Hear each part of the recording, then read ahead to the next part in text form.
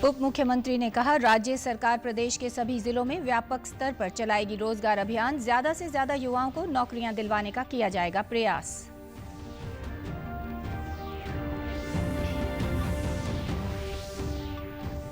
प्रदेश के 51 गांव के किसानों ने कृषि कानूनों के संबंध में भाजपा प्रदेश अध्यक्ष ओम प्रकाश धनखड़ को सौंपा समर्थन पत्र।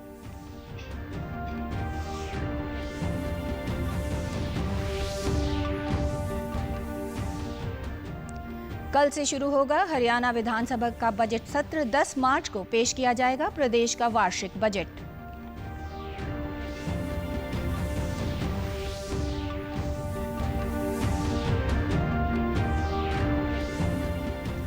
और सुप्रीम कोर्ट ने सभी राज्य सरकारों को निजी और सरकारी अस्पतालों में वरिष्ठ कोरोना संक्रमित नागरिकों को दाखिल करने की प्राथमिकता के दिए निर्देश। नमस्कार, मैं शमी नागपाल। अब समाचार विस्तार से। उप मुख्यमंत्री दुष्यंत चौटाला ने आज चंडीगढ़ में एक पत्र वार्ता के दौरान बताया कि प्रदेश में बड़े स्तर पर युवाओं को रोजगार दिलाने की दिशा में राज्य सरकार बड़ा कदम उठाने जा रही है। उन्होंने बताया कि सरकार अप्रैल माह में प्रदेश के सभी जिलों के 143 ब्लॉकों में बड़े स्तर पर रोजगार अभियान चलाएगी। उप मुख्यमंत्री ने बताया कि जो युवा डिग्री, डिप्लोमा आदि लेकर घर बैठे हैं, उन्हें उनके कौशल अनुसार समय पर रोजगार उपलब्ध करवाया जाएगा। उन्होंने प्रदेश के युवाओं को विश्वास दिलाया कि प्रदेश सरकार नए रोजगार कानून के जरिए युवाओं को ज्यादा से ज्यादा नौकरियां दिलाकर उन्हें लाभान्वित करने का काम करेगी। उप मुख्यमंत्री ने कहा कि सरकार ने निजी क्षेत्र की नौकरियों में प्रदेश के युवाओं की 75% हिस्सेदारी सुनिश्चित की है और इसी मार्च माह में इस कानून से संबंधित नियम और प्रक्रिया जारी कर दी जाएगी। हम रूल्स फ्रेम कर नोटिफिकेशन इशू करें और एक लार्ज लेवल ड्राइव 22 के 22 जिलों में तमाम हमारे 143 ब्लॉकों के अंदर सभी 67 एम्प्लॉयमेंट एक्सचेंज के अंदर अप्रैल के महीने में चलाए, जिससे नए फाइनेंशियल ईयर के अंदर जितनी भी एम्प्लॉयमेंट निकले उसमें क्वालिफाइड कैंडिडेट हमारे प्रदेश के इंडस्ट्री को भी और अलग अलग प्रकार के एम्प्लॉयमेंट जनरेटिंग एजेंसीज को भी टाइमली हम दे पाए। कई लोगों के मन में ये भ्रम फैलाया जा रहा है कि पुराने लगे लोगों को भी निकाल दिया जाएगा। बिल्कुल नहीं। ये लॉ आने वाले भविष्य के प्रत्येक रोजगार के लिए हरियाणा के युवाओं की हिस्सेदारी सुनिश्चित करता है। पंचकुला स्थित भाजपा कार्यालय में आज हरियाणा भाजपा के प्रदेश अध्यक्ष ओम प्रकाश धनखड़ ने प्रदेश के 51 गांव के मुखिया व किसानों के साथ कृषि कानूनों को लेकर एक अहम बैठक की। बैठक के दौरान उन्होंने कृषि कानूनों के संबंध में चर्चा की। ओम प्रकाश धनखड़ ने कहा कि नए कृषि कानून किसानों के हित में है। किसान कृषि कानून को पढ़कर सरकार से बात करने के लिए आगे आएं। उन्होंने कहा कि कृषि कानूनों को लेकर जो भी भ्रम फैलाए जा रहे हैं, उन्हें दूर करने के प्रयास किए जा रहे हैं। एक आंदोलन चला जो अंदेशे पे चला, लेकिन मैं बधाई दूंगा। आज जो 51 गांव के किसान आए हैं, उन्होंने अंदेशी की बजाय संदेशे पे भरोसा किया और संदेशा साफ है कि जो बात बताई गई किसानों की ज़मीन को खतरा हो जाएगा। धारा 8 और धारा 15 उस कानून की सबसे ज़्यादा किसान की ज़मीन को सुरक्षित करती है और उस झूठ का पर्दाफाश इन किसान भाइयों तक हो गया है। सभी किसान भाई कंटेक्ट खेती की धारा 8 और 15 का अध्ययन कर लेंगे तो सारा भ्रम छट जाता है कि ये कानून पूरी तरह से किसान भाइयों के हक में है और किसान भाइयों को तक ये बात इन सारे साथियों ने पहुँचाई। ओम प्रकाश धनखड़ ने प्रदेश के आगामी बजट के संबंध में कहा कि आने वाले बजट में कृषि, स्वास्थ्य और आत्मनिर्भरता पर जोर दिया गया है। बिल्कुल बहुत अच्छा बजट आएगा। जिस लाइन पर केंद्र का बजट आया है, हेल्थ सर्विसेज पे जोर है, आत्मनिर्भरता पर जोर रहेगा, किसानों पे जोर रहेगा। जैसा मुख्यमंत्री जी के अभी प्रेस आई है, मुझे लगता है कि बजट जो है बिल्कुल बहुत ही अच्छा बजट आने वाला है। 51 गांव के सैकड़ों किसानों ने प्रत्येक गांव से 100 समर्थन पत्र भाजपा के प्रदेशाध्यक्ष ओम प्रकाश धनखड़ को सौंपे। गांव के सैकड़ों किसानों ने अपने गांव से, प्रत्येक गांव से 100 समर्थन पत्र हासिल करके नरेंद्र मोदी जी की नीतियों का, किसान के पक्ष में, किसान के हित में जो नीतियां बनी हैं और तीनों कृषि सुधार कानूनों के पक्ष में हम लोगों ने 100 समर्थन पत्र एकत्रित करके अपने अपने गांव से ऐसे 51 गांव के किसानों ने आज चौधरी ओम प्रकाश धनखड़ जी को सौंपे हैं। और इसके साथ ही चौधरी ओम प्रकाश धनखड़ जी को किसान रत्न के सम्मान से सम्मानित किया है। हम लोग मोदी जी द्वारा बनाए गए, केंद्र सरकार द्वारा बनाए गए कृषि सुधार कानूनों का पुरजोर वकालत करते हैं, उनका समर्थन करते हैं। समर्थन पत्र देने आए थे, किसान समर्थन, जो इसमें कानून के बारे में बात हो रही है ना, हम किसान सरकार के साथ हैं और किसानों के लिए जो ये बिल बना है किसानों के लिए 51 समर्थन पत्र दिए हैं 51 गाँव से और 100 समर्थन एक गाँव से। प्रदेश का बजट सत्र 5 मार्च यानी कल से शुरू होगा और 16 मार्च तक चलेगा। विधानसभा अध्यक्ष ज्ञानचंद गुप्ता ने बजट सत्र से पूर्व कोविड संबंधी तैयारियों का जायजा लिया। सत्र के दौरान स्वास्थ्य विभाग द्वारा जारी कोविड-19 दिशा निर्देशों का पालन अनिवार्य किया गया है। विधानसभा में विधायकों व कर्मचारियों को थर्मल स्कैनिंग के जरिए प्रवेश मिलेगा। प्रदेश का 2021-22 का बजट 10 मार्च को पेश किया जाएगा। पिछले साल की तरह इस बार भी बजट डिजिटल होगा और राज्य के मुख्यमंत्री मनोहर लाल वित्त मंत्री के तौर पर राज्य का बजट पेश करेंगे।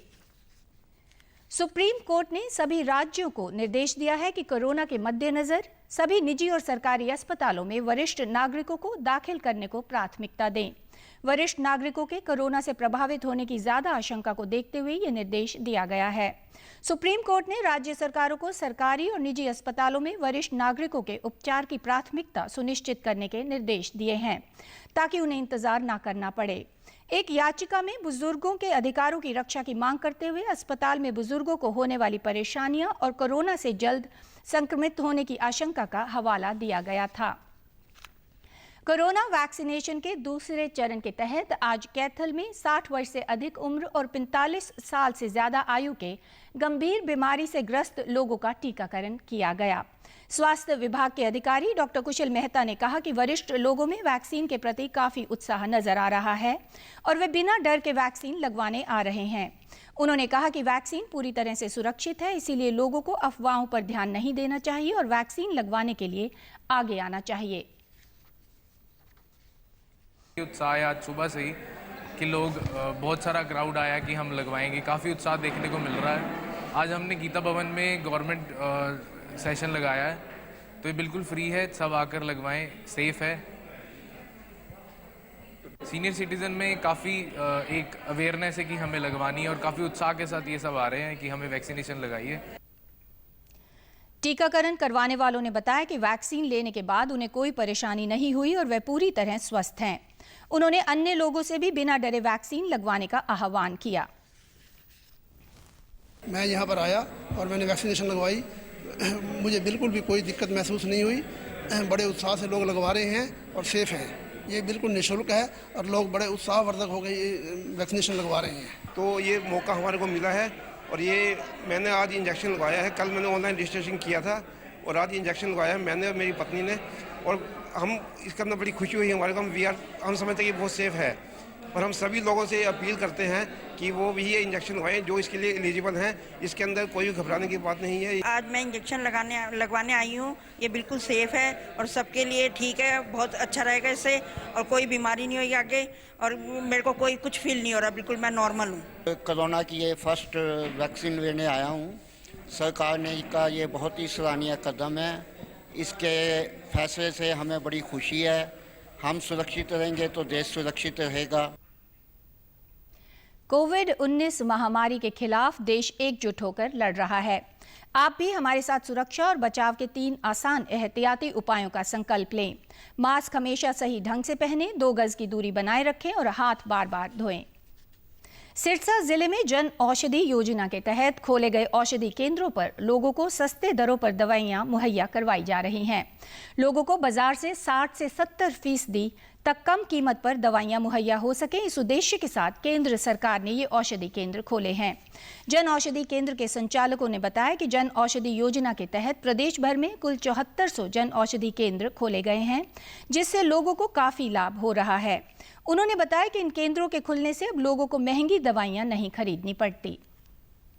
केंद्र खुले हैं हमारे सारे हिंदुस्तान के अंदर, उससे गरीब आदमियों का और आम आदमियों का बहुत ज़्यादा भला हो रहा है। जो दवाइयाँ लोग कैंसर की, हार्ट की, बीपी की, शुगर की जो मेडिसिन खाते थे, लोग हमें आगे बताते हैं कि मैं 2000 की हर महीने दवाई लेता था, मैं 3000 की दवाई लेता था, मैं 5000 की दवाई लेता था। वही दवाई हमारी दुकान पे प्रधानमंत्री जन औषधि केंद्र पर उन लोगों को 500-700 रुपए के अंदर एक महीने की दवाई मिल जाती है। 7400 टोटल प्रधानमंत्री जन औषधि केंद्र खोले हुए हैं, जिसमें प्रधानमंत्री भारतीय जन औषधि परियोजना के अंतर्गत सस्ती दवाइयाँ उपलब्ध करवाई जा रही हैं जनता के लिए। लाभार्थियों ने कहा कि सरकार द्वारा चलाई जा रही जन औषधि योजना से उन्हें बहुत फायदा हुआ है। उन्होंने बताया कि जन औषधि केंद्र पर दवाइयां बाजार से कम मूल्य पर मिल जाती हैं। मैं करीब 3 साल से ले रहा हूं और इसके रेट के बारे में क्या बताएं। रेट तो मान लो कि दूसरी दवाइयों के 168 रुपये है, तो ये 20 रुपये की मिल रही है। इतना डिफरेंस है इसके अंदर। सर, मैं पहले फार्मा की मेडिसिन लेता था, लेकिन जब से ये प्रधानमंत्री जन औषधि आई है तब से मैं यूज़ कर रहा हूँ। दोनों में रेट का डिफरेंस बहुत ज़्यादा है, लेकिन क्वालिटी सेम है। इंटास कंपनी की दवाइयाँ ही जैसे 190 या 95 रुपये का प्रिंट अभी चल रहा है, और वो ज़्यादा से ज़्यादा दुकानदार करेगा 170 या 175 बहुत कर, वो भी ग्राहक पर ये कहेगा भी मैंने आपको सस्ते रेट पे लगाई है। लेकिन मोदी जी की ये जो दवाई है क्लोमीप्रामाइन हाइड्रोक्लोराइड 75 mg, वो सिर्फ 55 रुपये का एक पत्ता 55 का, यानी 3 गुना और 3.25 गुना से कम रेट हैं इसके। प्रधानमंत्री नरेंद्र मोदी द्वारा परीक्षा पर चर्चा कार्यक्रम के माध्यम से न केवल विद्यार्थियों को प्रोत्साहन मिला है, बल्कि अभिभावकों को भी सीख मिली है कि बच्चों पर पढ़ाई का अतिरिक्त दबाव नहीं डालना चाहिए और बच्चों को अपनी प्रतिभा स्वयं निखारने के लिए प्रेरित करना चाहिए। परीक्षा पर चर्चा कार्यक्रम 2020 में हिस्सा लेने वाले फरीदाबाद के 11वीं कक्षा के छात्र दुष्यंत सिंह ने अपने अनुभव साझा करते हुए बताया कि कार्यक्रम के दौरान प्रधानमंत्री के भाषण ने छात्रों को बहुत प्रभावित किया। उनके द्वारा दिए गए सुझाव से छात्रों को पढ़ाई में बहुत मदद मिली है। प्रधानमंत्री ने छात्रों को बताया कि हमें परीक्षा की तैयारी कैसे करनी चाहिए और परीक्षा के तनाव से कैसे बचा जा सकता है। मिलने का मेरा बहुत अच्छा एक्सपीरियंस रहा। उनसे मिलने से पहले मुझे बहुत उत्साह था, मेरे मन में बहुत प्राउड था कि मैं उनसे मिलने जा रहा हूँ। उसके बाद सर उन्होंने स्पीच दी, उससे बहुत मोटिवेशन मिला। उसने एग्ज़ाम्स में मेरी काफ़ी हेल्प करी सर। उन्होंने हमें बताया कि एग्ज़ाम के टाइम में हमें कैसे प्रिपरेशन करनी चाहिए, अपनी लाइफ में कैसे आगे बढ़ना चाहिए। उन्होंने सर बहुत मोटिवेट किया हम लोगों को। ऐसे प्रोग्राम वो हर साल आयोजित करवाते हैं। इस साल सर कोरोना की वजह से ये प्रोग्राम आयोजित नहीं हुआ है सर। इससे स्टूडेंट्स को आगे बढ़ने की प्रेरणा मिलती है। स्कूल के प्रधानाचार्य और अध्यापकों ने बताया कि दुष्यंत के कार्यक्रम में चयन के बाद अन्य छात्रों में भी उत्साह बढ़ा है। उन्होंने बताया कि परीक्षा पर चर्चा कार्यक्रम के माध्यम से छात्रों के साथ साथ अभिभावकों को भी सीखने को मिला है कि कैसे वे अपने बच्चों की पढ़ाई में मदद कर सकते हैं। अनुभव गेन किया, वो उसने अपने अनुभव को बाकी सब बच्चों के साथ भी शेयर किया और हम लोग इस चीज़ के लिए प्रधानमंत्री जी का जो परीक्षा पे चर्चा प्रोग्राम का जो मोटिव था कि स्टूडेंट्स को किस तरीके से परीक्षा की तैयारी के लिए मोटिवेट करें, उनको प्रेशराइज जो बच्चा महसूस करता है वो प्रेशर को कैसे रिलीज़ कर सकें, और जो टिप्स और जो ट्रिक्स जो उन्होंने स्टूडेंट्स के लिए, टीचर्स के लिए, पेरेंट्स के लिए अपने कीमती समय में से जो निकाल के दिए, उसके लिए तो हम। प्रदेश से जुड़ी खबरों को विस्तार से जानने के लिए आप हमारे साथ फेसबुक, ट्विटर और यूट्यूब के माध्यम से भी जुड़ सकते हैं। हमसे जुड़ने के लिए आप हमारे सोशल मीडिया हैंडल को फॉलो कर सकते हैं। हरियाणा के मुख्य सचिव विजय वर्धन ने बताया कि अंबाला कैंट में बनने जा रहा वॉर मेमोरियल राष्ट्रीय स्तर का होगा। इसमें हरियाणा और खासकर अंबाला के लोगों को 1857 के स्वतंत्रता संग्राम में योगदान को विशेष रूप से प्रदर्शित किया जाएगा। मुख्य सचिव विजय वर्धन ने कल इसी संबंध में इतिहासकारों के साथ बैठक की। उन्होंने कहा कि इस वॉर मेमोरियल को इस तरह तैयार किया जाएगा कि इसमें आने वाला हर व्यक्ति उस वक्त के ऐतिहासिक लोकगीत और प्रचलित पोशाकों और हथियारों के विषय में भी जानकारी प्राप्त कर सके। स्मारक में 210 फुट ऊंचे 13 मंजिला मेमोरियल टावर बनाए जाएंगे। टावर के साथ 20 फुट ऊंची दीवार बनाई जाएगी, जिस पर 1857 की क्रांति के योद्धाओं का उल्लेख किया जाएगा। इस मौके पर इतिहासकारों ने भी अपने अपने विचार साझा किए। बनाया जा रहा है वो इसलिए कि 1857 की क्रांति की शुरुआत मेरठ से पहले अंबाला में हुई थी और इसमें 5th नेटिव इन्फेंट्री और 60वीं नेटिव इन्फेंट्री ने बगावत अंग्रेजों के विरुद्ध की थी, जो एक ऐतिहासिक पल था। दुनिया का ऐसा digitally empowered, scientifically empowered, knowledge empowered और हिस्टोरिकल रियलिटी एम्पावर्ड के हिसाब से अगर हम लोग इसको दुनिया को दिखाएंगे तो ना सिर्फ आज के जनरेशन बट आने वाले पीढ़ियों के लिए हमारे सही इतिहास को जानना और समझने में बहुत ही एक महत्वपूर्ण रोल प्ले करेगा ये म्यूज़ियम। 1857 को परिभाषित करना एक बहुत ही विस्तार विषय है। अंत में इस बुलेटिन के मुख्य समाचार एक बार फिर। उप मुख्यमंत्री ने कहा, राज्य सरकार प्रदेश के सभी जिलों में व्यापक स्तर पर चलाएगी रोजगार अभियान। ज्यादा से ज्यादा युवाओं को नौकरियां दिलवाने का किया जाएगा प्रयास।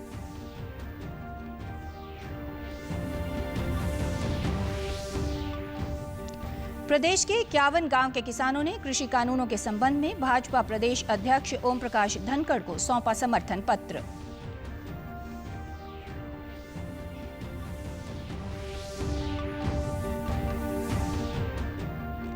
कल से शुरू होगा हरियाणा विधानसभा का बजट सत्र। 10 मार्च को पेश किया जाएगा प्रदेश का वार्षिक बजट।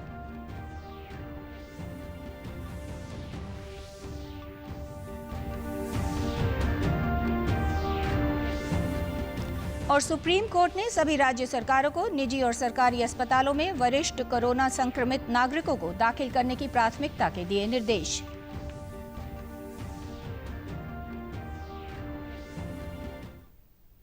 समाचारों में आज इतना ही। नमस्कार।